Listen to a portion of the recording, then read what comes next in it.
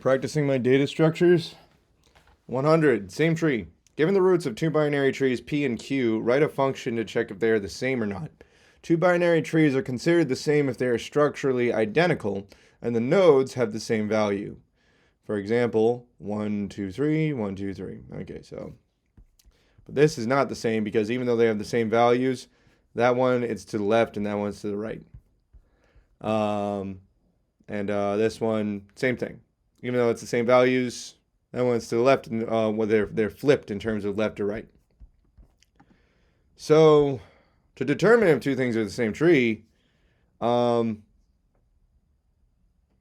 we can just recurse, basically,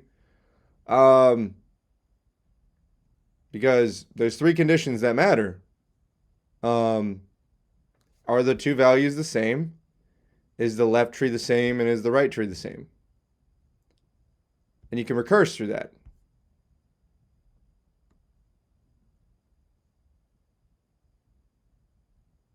Because you could say, if this has two, that needs to be the same as the other's two children. So we're just going to basically run the function on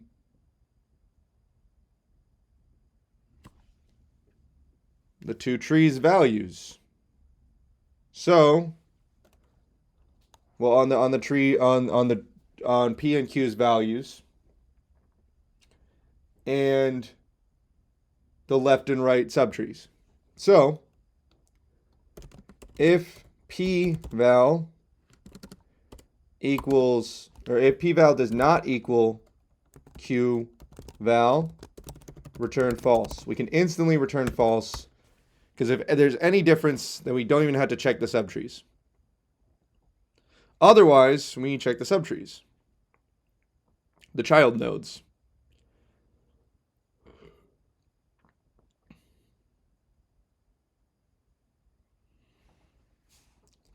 Otherwise, we say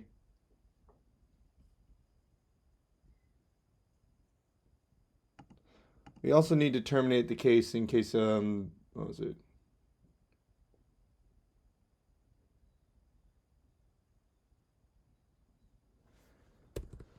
Otherwise, we had to check the two subtrees. So we're going to say return is same tree, self is same tree, P dot left and Q dot left, and the same thing for the right. Is there something I'm not considering, or does that work?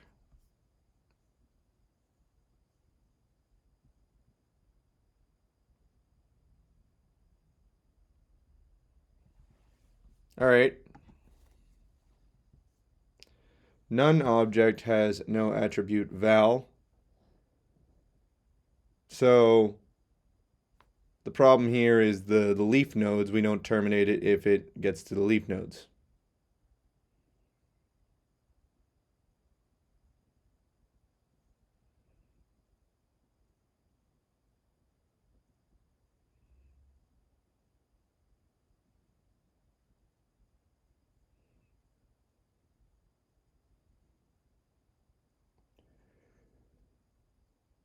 So we got to make sure that, let's see, are we guaranteed to have the number of nodes in both trees is in the range 0 to 100. So it's possible that we're given two empty nodes. So we need to check right off the bat if they're both none.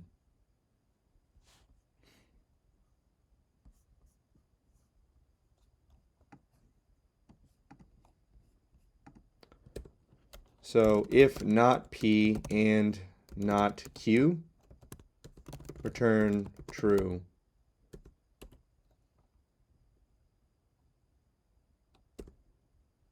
How about this? If not P or not Q, if P or Q,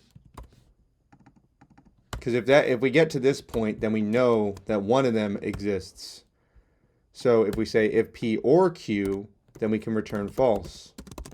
because that means that one of them exists, but the other one doesn't. But if they both don't exist, then that's okay. And this goes the same for the child nodes and the leaf nodes. If not P and not Q, so if they both don't exist, return true. If P or Q, return false, because that means that one of them is true. Otherwise, they're both true and they both are going to have values. So at that point, we can say if p-val does not equal q-val, return false. And then because we have this measure in here, we can just recurse on both child nodes, and we're not worried about whether or not they exist.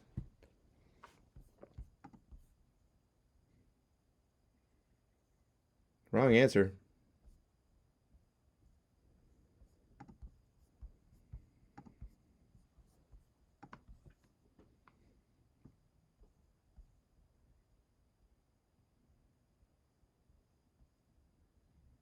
Interesting.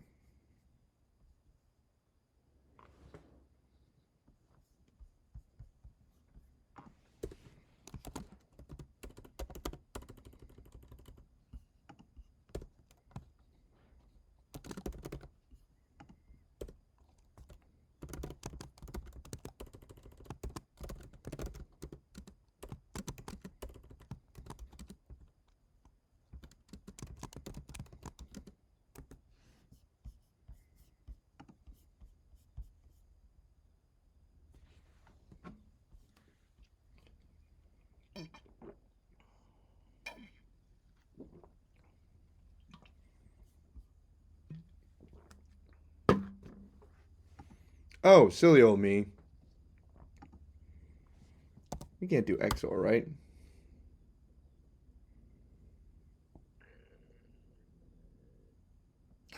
Yeah. Oh, I'm very dumb. I made a simple mistake. I was trying to be cute with my logic. So I was thinking that if not P and not Q, then that means that they're both none, so you can just return true, because that'll be like the sort of the termination case. But then we have if P or Q. And so my idea here is that if this is true, but this isn't,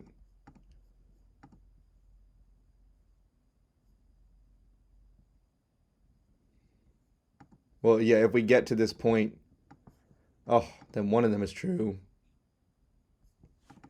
If P and Q,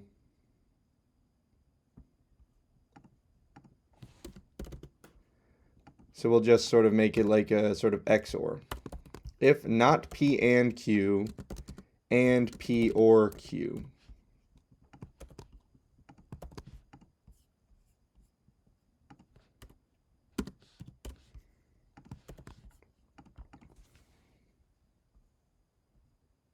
There it is.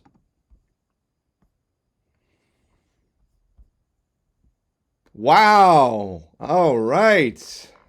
There we go. So, just to comment that out, check if neither exist. If so, that terminate recursion by returning true. Check if one exists, but not the other. If so, it's all false, because there's at least one difference. Check if the values are the same, and now you can safely check .val, because if you've gotten to this point, then you know that both of them exist, and then you just do the same for the left and the right. Done.